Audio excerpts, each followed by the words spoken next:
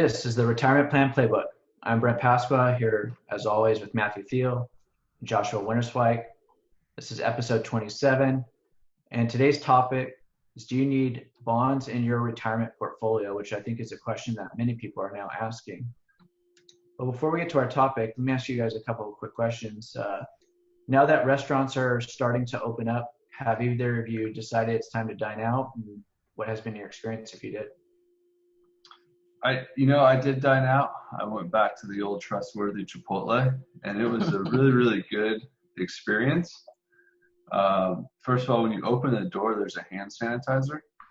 So you put your hand right under there, you get sanitized. Then they have markers, so you stay 6 feet apart from people while you wait in line. And then you pay for your order, and after you pay for your order and sign your check and everything, there's a hand sanitizer if you just sanitize one more time. And then I took my food and sat outside and ate it. And then what about behind the counter people serving? Obviously, they're probably all wearing masks, things like that. Yeah, they're all wearing masks, except some guy was copying my food, and I got really freaked out. Did you really? No. I'm just laughing at it finally opens up a little bit and you pick Chipotle as your meal. Well, I'm not comfortable eating in a dine-in restaurant with like a service staff yet, but Chipotle, that fast casual, that's my jam. Now, you're in LA County. Are they starting to open up a lot more restaurants out there? They had a plan to, but right now they reversed the plan, and unfortunately a lot of businesses are boarded up. So yeah, there's no food or no grocery stores. Nothing's really open out here. Josh, have you been able to dine out yet? We haven't dined out, no. The only thing we did do is we went to a coffee shop on Saturday. We did a bike ride and stopped at the coffee shop. What was surprising though, and we're in San Bernardino County, but no one was wearing masks. I think me and my wife are the only ones wearing masks walking into the coffee shop, and we sat outside and just enjoyed a coffee. But that's the closest we've gone to actually kind of dining out. But I think the biggest surprise was just the lack of masks from everyone, from the employees to the patrons.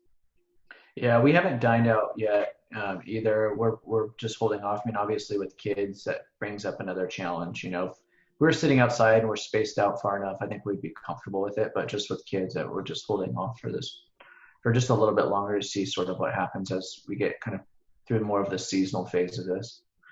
One other question: Have either of you gotten your haircut yet? No. I'm a no. I heard from my barber that LA County was about to allow them to open up, but unfortunately he had to empty his store and then board up as well. So no haircuts here. Yeah, me either. My barber's on vacation right now, and I haven't got a haircut. So my hair is getting really long. I also haven't shaved my face since this started, so I've had the longest facial hair I've ever had in my life, and I'm ready to cut that off too. I know it's gonna feel good once you guys get in there. I've gotten actually 2 haircuts. I did it very safely, did them both outside, but it does feel good, and I'm sure it's gonna feel good for you guys. So let's get into some of the hot take headlines. Spotify struck an exclusive $100 million multi-year deal with Joe Rogan. He was currently ranked number 2 on Apple's podcast. He had multiple sponsors. To me, it's kind of reminiscent of the Howard Stern XM deal. But how does this change podcasting, and what does it mean for the future of podcasting? Yeah, I was thinking the same thing. It's funny you brought up Howard Stern. It does remind me of that Howard Stern Sirius deal. That's funny, and good for Joe, man. His show's been, I remember listening to his show in like 2010, and it was pretty good. I know a lot of people say he made probably at least a couple $1 million per show that he would do just based on his ad reads. Getting paid, selling out, getting probably a lot of Spotify stock shares and options. Really good for him. As for the future of podcasts, that's a great question. It looks like Spotify is trying to create like a closed ecosystem. and dominate the market. One thing that's pretty cool with our podcast is since Spotify started putting a lot of effort into podcasting, our podcast has actually grown a lot, and especially through Spotify. So that's pretty cool. So a lot of people think it's bad, but in a way, I think it's good that Spotify becomes the place to go for podcasts, and they make it easy to discover podcasts like ours, right? And also, final thought, Spotify, if you guys want to offer, what, $1 million? Would we take $1 million? $2 million for exclusive rights? We're right here, retirement plan playbook. We need 3 million. We all need to get $1 million, Matt. All right. 3 million, and we'll take it in Spotify stock. There we go. I'm good with that. I think they're the largest paid subscriber for online music, right? I think that they're surpassed Apple. Yeah, they are. And I think it's good. I think that they're gonna have a focus on podcasts, and like you said, just gonna be able to look and find podcasts easier. And it seems like they're even offering, we're going to be offering tools for the actual podcasts, like people in production. And so I think it's good for the medium. Like, it's just a positive deal and just a sign of changing times. So does this mean that his podcast will only be exclusive to Spotify? You won't be able to download anywhere else. So people are going to have to subscribe to Spotify to listen to a show from now on. Yes. Yeah. I think that they're going to have they have an free ad version and then a premium version. But it sounds like they're ripping his podcast off of all of the other platforms, and they have a date already specified. So it'll be exclusive. Yeah, so Spotify is listening. Please reach out to us. We're willing to do a deal with you. Second hot take headline, one of the neatest things that we saw in a long time, probably throughout all 2020, SpaceX sent 2 astronauts to the International Space Station. It's actually the first time we have sent astronauts into space from American soil since 2011. Did you guys catch that? I missed the launch. Yeah, the day that they were going to do it originally, remember, because it was canceled, right? Right. They canceled it for weather. I had the TV on. I was psyched. But I was heading out to my parents' house for my dad's birthday, and I missed the launch. I was really bummed. I heard it was really cool, though. I got to see. I missed it by just a few minutes. I missed seeing it leave the platform. I turned it on. I just gotten home and saw them ascending. And one of the things that I just noticed is like, wow, did that cockpit of that rocket look so much different from like all of the other space launches. It looked like a video game, or it looked like the future. And I was just really, really impressed with that. That is such a great point. It looked like a Tesla spacecraft. Yeah. Like everything was touchscreen to watch the astronauts being launched into space and then be touch screening everything as they're going out. It's pretty incredible. I was able to watch with my kids. They were definitely just so in tune to watching it, and they had so many questions. It's pretty cool. Just quickly though, a couple of things I don't know how much you guys know about the International Space Station. I didn't know very much at all. I'm very just not, have never researched or looked into that much of it. Of course, I've heard of it, but the space station is large enough to fit a 6-bedroom. It's the size of a 6-bedroom house. Has 6 bedroom corridors, 2 bathrooms, a gym, and then it has a room that has a 360-degree view of the entire space. It's the size of a football field. And since 2000, it has been occupied with somebody on there continuously. That's pretty neat that we have some things flying around out there. It's like a large satellite, looks like to me, but it's a spacecraft that orbits Earth. That somebody just constantly is monitoring, is there doing all that stuff. I mean, it's just incredible. That's pretty cool. You researched that. I didn't know what they're doing. Did you learn like what they're actually doing out there?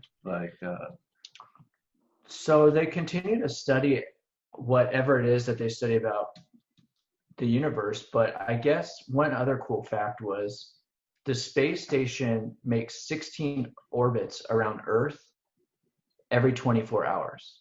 Oh, wow. And it travels through 16 sunrises and sunsets during that 24-hour span. Wow. So I know that there's times too when they go on the outside of the space station, and that's why they have those spacesuits where they go out there and if they need to repair something, they go out there and do that. But the reason they have a gym in there is they have to work out 2 hours a day so their body mass doesn't break down. They don't lose muscle from being in space. That's interesting. Yeah, so I'm it's looking pretty. at pictures. It looks really cool. Yeah. But, I don't know if you heard the interview that they did. And one of the things that they said, they were asked, how it feels to be in space looking down at Earth with all the problems that we're currently having. And one of the things that they said is, like, when you get out into space and you're looking at Earth, it's one planet. It's one shared atmosphere. And from space, there really are no boundaries. There's no borders. It's all you have.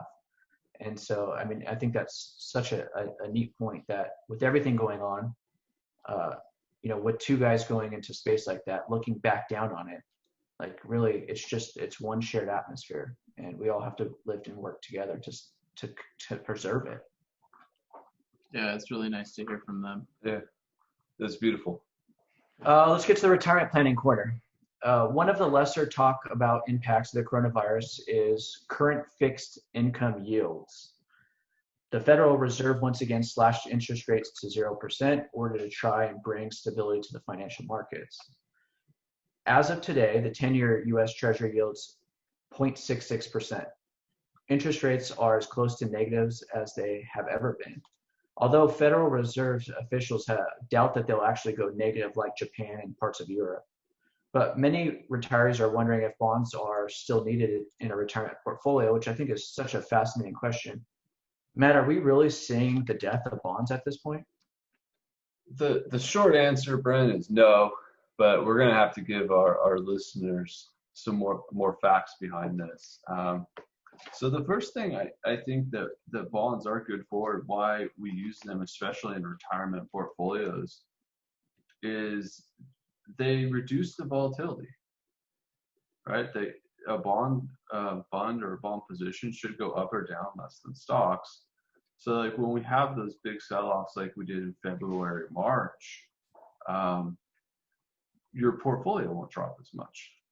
Like I think our most conservative portfolio during the sell-off didn't even drop 10% because it had so much in bonds. And by using a little bit of stock, I mean, you could get 4 or 5% a year. So really, bonds are great. They do reduce portfolio risk. I do understand that the concern zone have a lot more talking points. Josh, what do you think? Yeah, I think that, with rates being so low, naturally, we want to strive for higher yields, right? We want to go to assets that are getting us more return, but I think we just really have to analyze what the purpose of those bonds in the portfolio are. It's like you said, they reduce volatility. They're that stability in the portfolio. I know you guys use this analogy too. They're like the defense in the portfolio. So although, yields are low, I don't think that bonds are dead at all, because they do serve a very specific purpose in the portfolio. So really making sure that purpose is needed first. And if so, then we just have to make sure they're positioned properly. Yeah, to give listeners an idea, like let's say, for example, you had a 60-40 portfolio, 60% stocks and 40% in bonds. The reason why we have bonds inside the portfolio is volatility control, right? Because if you wanted higher rate of return, you would just increase your stock positions. But if you put conservative bond positions in the portfolio, it helps with your downside risk. So like Matt was saying, when the S&P or the Dow dropped 30% this year, portfolios didn't actually drop 30% because they had those bond positions. But one of the problems that we're starting to see is these bond returns are actually going to be so low right now that the question is really, do we continue to invest in them? Does an investor really want to continue? Are they attractive? And if they aren't, where else would you go? And how much are they really needed? What are your thoughts, Matt, on continuing to invest in bonds, and where do you think that it's going in the future?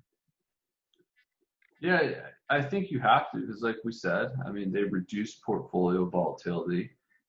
One thing that's interesting, and a big mistake I think that people are using bonds for still, or they might not be quick to change, is they think bonds are there to create income, right? Like, I'm going to invest in a bond and I'm going to get 5%, 6%, 8% a year guaranteed.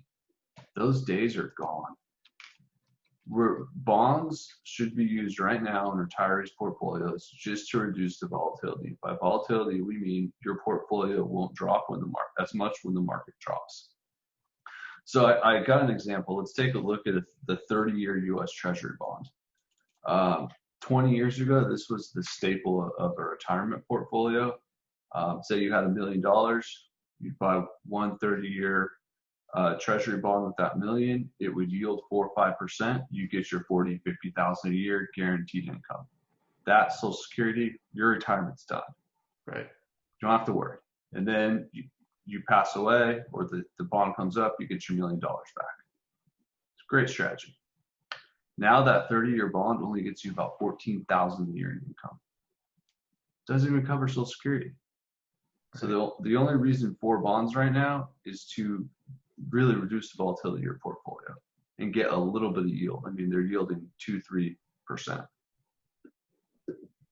When do we think yields will go back up? I mean, it's been such an interesting environment since 2008, because you had them a little bit higher in 2008. They came back down, they crept back up a little bit, and we're just getting to a point over the last year and a half, where we saw savings rates and CD rates finally get a little bit higher to something that's, somewhat decent. And now we're back down to this point again. I have some thoughts, but I'd be curious to hear Josh's first. I don't think, just especially with what's going on today, that interest rates are going to be skyrocketing anytime soon.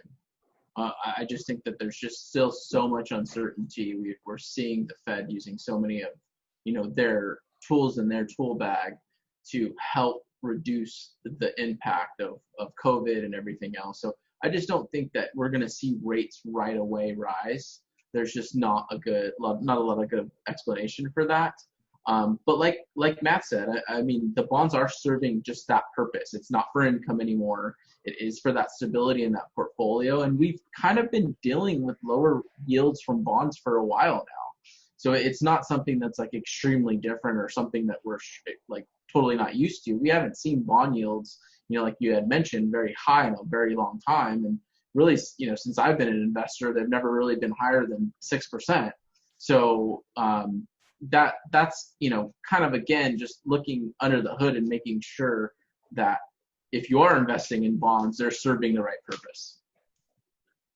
Yeah, I agree. And then on the other thing, the biggest risk that people who are just buying bonds hold today is I'd be a little bit nervous about inflation, right? Because totally. If inflation's high and your bond yield, if inflation's 2% and your bond yield's 1%, then you're actually losing 1% a year. That's called real return. And your investments just aren't keeping up with the cost of living.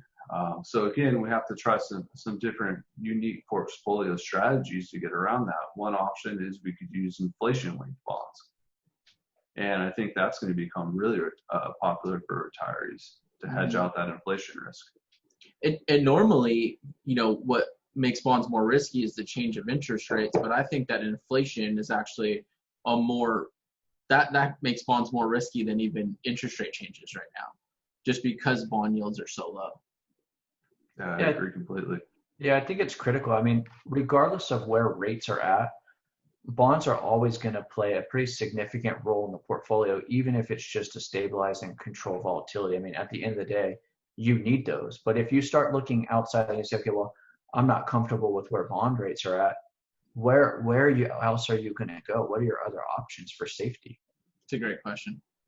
Yeah, so there's a few other options really when you go to invest. The first is stocks, right? Like you could go all stocks, you could go, pretty aggressive. I think that's how the three of us are set up. One because of age, but two, I think we just have a little bit better understanding of how the stock market works compared to, the average person who's not really following it every day. Some people might be pitching, the blue chip dividends, the dividend yielders right now, right? Your Johnson and Johnson, maybe a couple oil companies, you get 3, 4, 5% that way from dividend yields. The other option is just cash, T-bills, savings accounts. You could use that. CDs, yep. And then finally, the one that I know, Brent, you're going to be passionate about is those annuities, right? I was waiting for you to say that. Well, let me tell you, bonds are correlated, interest rates are correlated with annuities. Interest rates do impact the indexes and the fixed rate returns inside of an annuity. And the last thing somebody probably wants to do right now is lock up their money into a commission-based annuity for a 10-year term where their rates are just so low right now. They're not going to go much higher because, again, insurance companies lock in these rates. You have a contract. They can change the rates around. They generally do not go higher. They're just going to most likely lower them. To get locked up in your money with your money to a 10-year annuity right now, probably a very big mistake. I do not like any commission-based annuities. There's no point in having them. If you wanted to look at annuities because you felt more comfortable in something like that, then yes, there's fee-only annuities out there that don't have commissions. But still, at this point right now with where rates are at, even to lock it up for a short term, 5 years, where rates are, I still don't see that as a viable option. I think you continue to go with some of these other options and a balanced portfolio. Yeah, I'd rather go with government bonds because one thing no one talks about with annuities is you are taking a corporation risk by if the insurer does fail, depending on the size of your annuity, you might not get all your money back. All right, so I just, I keep my faith in the U.S. government and use government bonds over annuities for sure. And that makes a lot of sense. I mean, if your whole goal is capital preservation, why are you taking, corporation risk? You might as well take even less risk and go with something more secure like a government bond. Yeah, absolutely. Yeah, there's a much more calculated way to do it than put your money into some of these other options or locking up into annuity, giving your money to the insurance company, and they're really not going to give you a majority of that money back for many, many, many years, and you're locked in at a low rate. Let me tell you from just experience and seeing it over the years, when you lock in environments that we're in right now, your rate of return of your annuity is most likely not going to be very good at all. And the only one that's going to make a lot of money off it is the person selling it. So I would stay away, especially in these environments. I haven't seen a good environment for annuities in a while. I would stay away from commission-based annuities. Absolutely. I don't think they're an option right now. I agree. Quickly, can I talk about some of the risks I see or the mistakes I see people make on the bond side of their portfolio? Yeah, I think it'd be really helpful for listeners. So the biggest mistake I think we all see people make on the fixed income side when they do go select their bonds for retirement is they end up taking too much risk with their bond funds. So they take equity-like risk with bonds, meaning they think, oh, I need to get 4 or 5%. I'm going to pick this bond fund that yields that. Well, the only reason that bond fund's yielding 4 or 5% is because the bonds it's holding are extremely risky. And when the market crashes like it did in February, March, and we get a recession, those bond funds go down a lot. So I pulled up two that are really, really popular with retirees: the Junk Bond Fund, J&K, and the High Yield Bond Fund, HYG. They're two of the most popular high yielding bond funds out there. How much do each of you think they fell in March? Any guesses? To give you an idea, the bond fund we use in our portfolio, our core bond fund, only fell 8%. I imagine a lot. Yeah, I'd say north of 20 probably, or in that range. To almost 24% for each of them. So that's almost as much as the stock market, but you're only getting bond-like returns. So that's the biggest mistake I see retirees make. On our side, on our portfolio, our investment philosophy is absolutely zero risk with our bonds. And this is why. I mean, it makes such a huge difference on your returns in a recession or a bear market. Because when you're saying junk bonds, basically what you're saying is that bonds are loans to corporations. You're lending money to corporations who can become insolvent or default or go into bankruptcy. So you're lending to risky companies, which is why they have a junk rating. And because of that, when we're in an environment like we are right now, it sort of acts like a stock. It starts to collapse very quickly. Exactly. And you see the outflows. I mean, people at that point see their bond fund decreasing at 10, 15%. What are they going to do? The same thing they're doing from their stocks. It's flight to safety. I'm getting out. There's excess flows out of that fund. And I bet that's shocking for a lot of people to hear about that downside or drawdown from a bond fund. Yeah, it's just something that I've never really understood from an investor's perspective is if you're going to buy junk bonds, why don't you just buy good stocks or buy small cap stocks?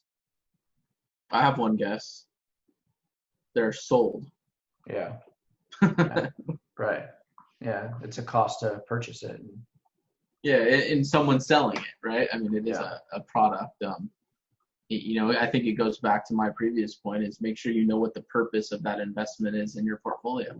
Right. Yeah, well said, Joshua.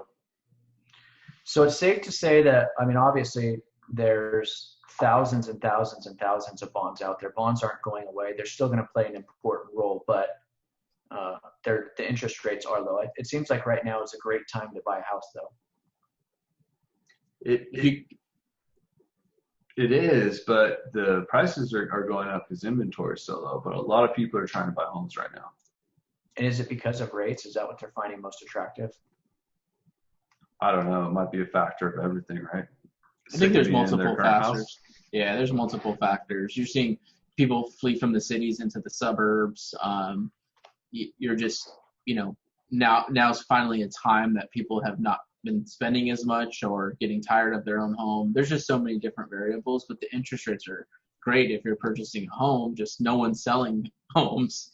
I think I saw it was, new home sales listings were down like 80% in the U.S. So, although you have tons of buyers, we don't have as many people selling their homes. So inventory's tight.